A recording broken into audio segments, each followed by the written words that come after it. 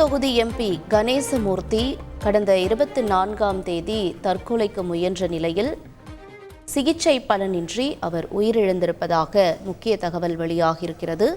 முக்கிய செய்தியாக பார்த்து கொண்டிருக்கிறோம்.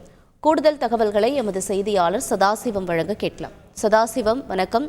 மருத்துவ அறிக்கை வெளியாகிவிட்டதா? என்ன சொல்கிறார்கள்? தற்பொழுது இவருடைய உடல் எங்கு வைக்கப்பட்டிருக்கிறது? என்ன நிலவரம்? நிச்சயமாக பார்த்தோம்னால் கடந்த 3 முறையாக கணேசமூர்த்தி என்பவர் எம்பியாக இருக்கிறார். தற்போது கடந்த 2019ஆம் ஆண்டு ஈரோடு மக்களவை தொகுதியில் வெற்றி பெற்று திமுக கூட்டணியில் வெற்றி பெற்று திமுக சின்னத்தில் உதயசூரியன் சின்னத்தில் போட்டியிட்டு வெற்றி பெற்று தற்போது வரை எம்பியாக உள்ளார். இவரது சொந்த ஊரானது ஈரோடு மாவட்டம் சென்னிமலை ஊராட்சி ஒன்றியத்துக்கு உட்பட்ட குமாரவலசு பகுதியை சேர்ந்தவர். இவருக்கு வயது பார்த்தோம்னால் 70 வயதிற்கு மேல் உள்ளது.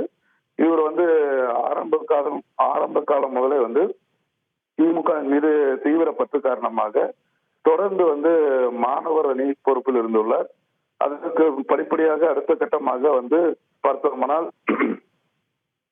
திமுகவின் மாவட்ட செயலாளராகவும் இருந்து வந்துள்ளார். அதுக்கப்புறம் பார்த்தோம்னா 1989ஆம் ஆண்டு மொடக்குறிச்சி சட்டப்பேரவை உறுப்பினராக இருந்து வருகிறார். தொடர்ந்து 1993 மறுமலர்ச்சி திராவிட முன்னேற்ற கழகம் போது வைகோவோடு வந்த மாவட்ட செயலாளர், இவரும் முக்கியமான ஒரு மாவட்ட செயலாளராக கூறப்படுகிறது. இந்நிலையில் கடந்த 24ஆம் தேதி திடீரென வீட்டில் எம்பி கணேசமூர்த்தி மயக்கமடைந்தார்.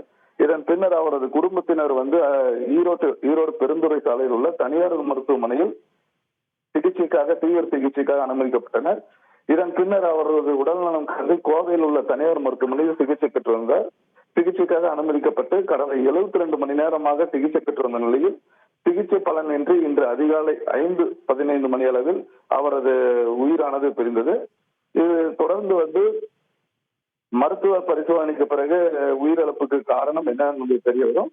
இதற்கு முன்னதாக போலீசார் நடத்திய விசாரணையில் சில நாட்களாக மனமுடைந்த நிலையில் இருந்ததால் சல்பாஸ் எனப்படும் விஷம் மாத்திரை அருந்தி தற்கொலைக்கு முயன்றதாக கூறப்படுகிறது. அதனால் முழுவதுமாக தகவல் மருத்துவ அறிக்கைகள் அடிப்படையில் மருத்துவ தரப்பில் தெரிவிக்கப்படுகிறது. தொடர்ந்து அவரது மறைவு திமுக, அதிமுக உள்ளிட்ட அரசியல் கட்சி வட்டாரம் மத்தியிலுமே மிகுந்த சோகத்தை ஏற்படுத்தியுள்ளது.